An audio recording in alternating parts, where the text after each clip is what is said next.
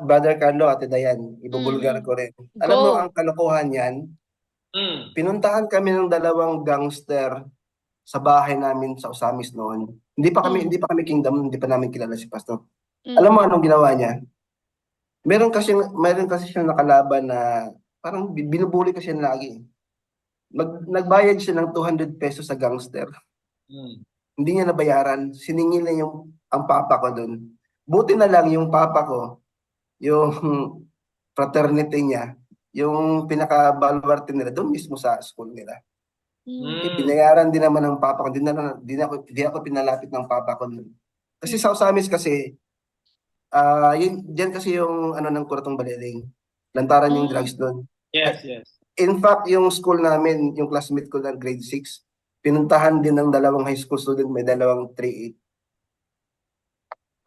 Isa rin yan sa kalokohan ni Edward. Sa labas pa lang talaga. Hindi naman nakakita ng, hindi naman naka-experience ng suntukan. Pero ang Mm. Mm. tapang mag ganun.